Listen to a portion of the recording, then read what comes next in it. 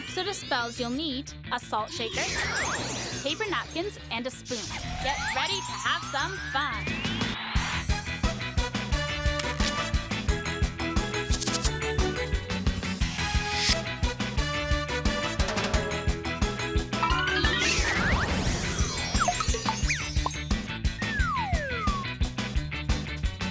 Hey everyone, welcome to Spellz. I'm Bridget, and my dinner guest way down at the end of the table is Jay.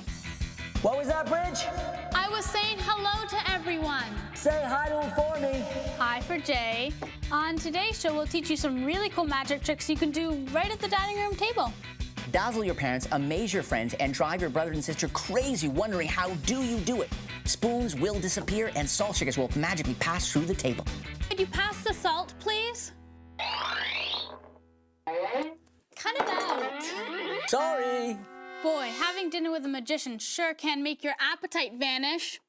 Tell you what, let's skip the meal and get straight to some tricks. Let's make some magic.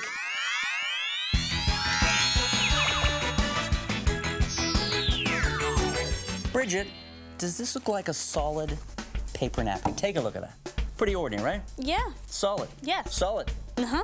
Okay. How about this salt shaker? Take a look at that. Glass and metal. Does that look pretty solid? Yes, it does. Okay, well, look. I'm going to ask you one last question, but first, I'm going to cover the salt shaker with the paper napkin. The last question is this. Does the table look pretty solid? Yes. Actually, somewhere in the table, there's a secret hole. Tap around. I want to see if you can find it. Is it there? For you. That's exactly where the secret hole is. Watch.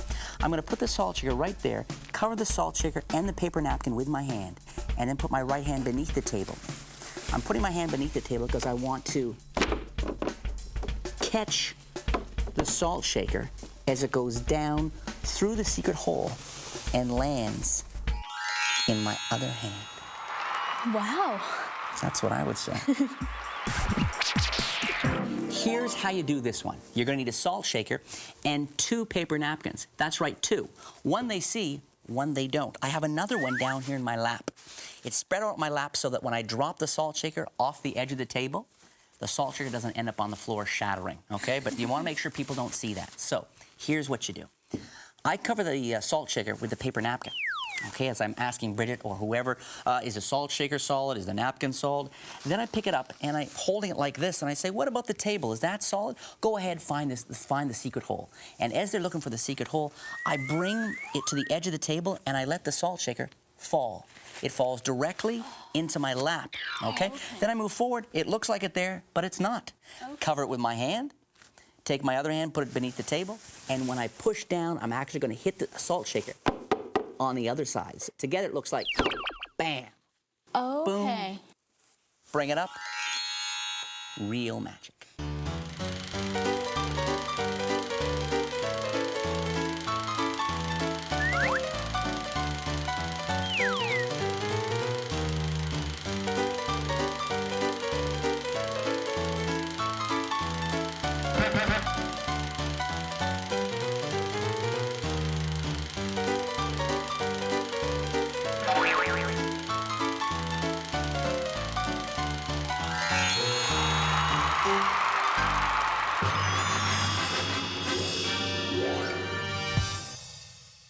Hey, Bridge, have you ever heard of Max Malini? The Max Malini? Mm-hmm. The one and only Max Malini? That's the guy. Nope, never heard of him. Well, Max Malini pulled off one of the greatest magic tricks of all time. Max Malini ate an entire meal with a room full of magicians without ever leaving the room. And at the end of the meal, hours later, he then pulled a block of ice out of his hat. It's considered to be one of the great unsolved magic tricks ever. And he never left the room. Gee, I wonder how he did it. I don't know. I wish I did. It's one of magic's great mysteries.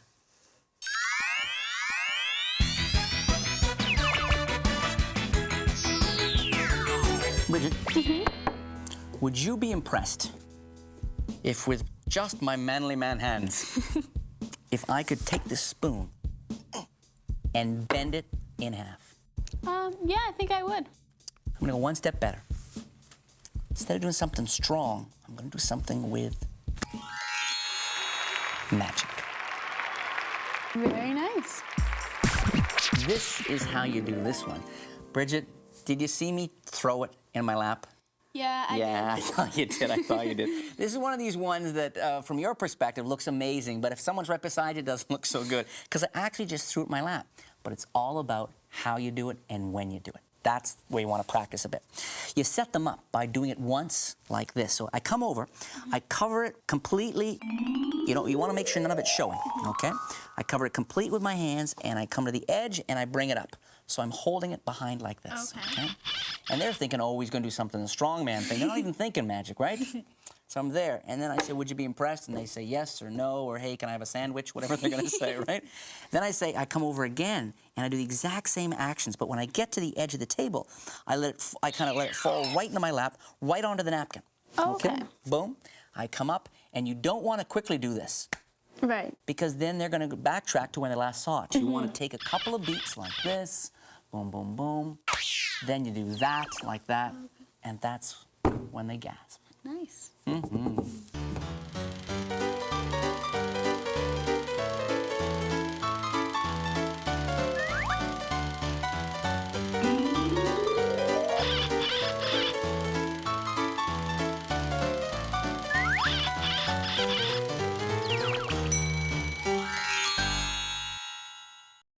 Always keep in mind your audience's attention span.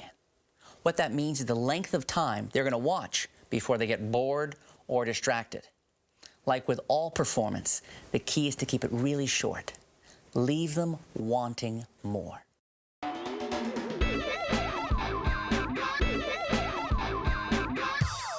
Hey, Jay, What?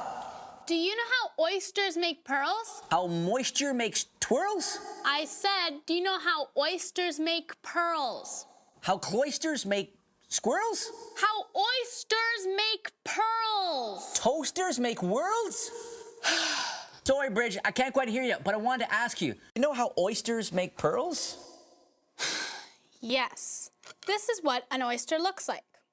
The inside of an oyster shell is covered with a smooth, shiny coating called mother of pearl. When an irritant, like a grain of sand, gets stuck inside, it starts to secrete, which is sort of like drooling.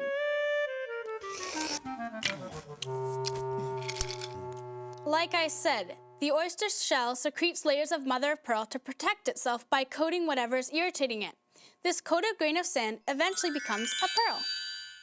What was that, Bridge? So, do you know how they do it? No, I don't. Well, I guess some things will always be a mystery.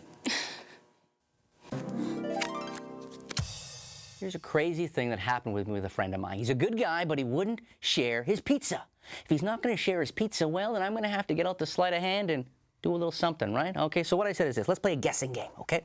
You have to guess what the cards are, and every time you miss a guess, if you're wrong, I get a slice of pizza, okay? And luckily, he said, okay. So here we go. I said, look, we got 3 cards, okay? What do I got here? I got an X on one, I got an X on the other, and I got an O. 2 X's and an O. He mixed them up, or I mixed them up, and I said, go ahead, guess. Where do you think there might be an O? And he said, oh, I know there's an O on the bottom. I said, well, you owe me a slice of pizza. That's one.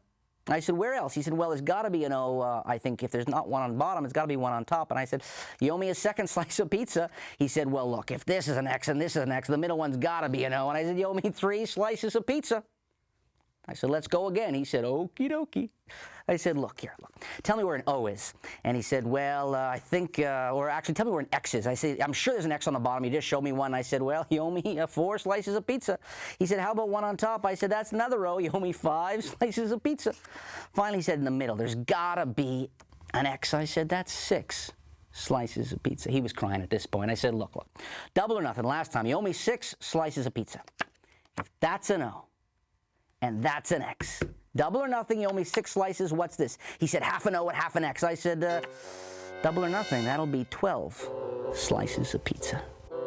I gave him one of the slices back. He's a good guy.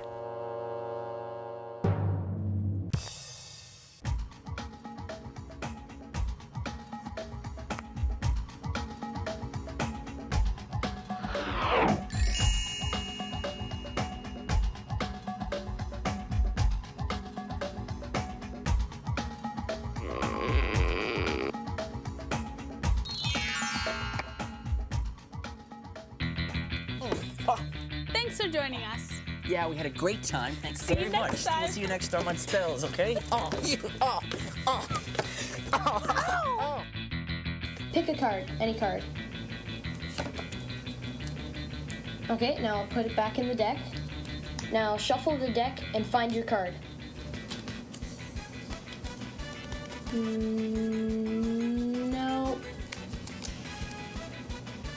Don't see it. But I will find it because I have a trick finger. Is this your card?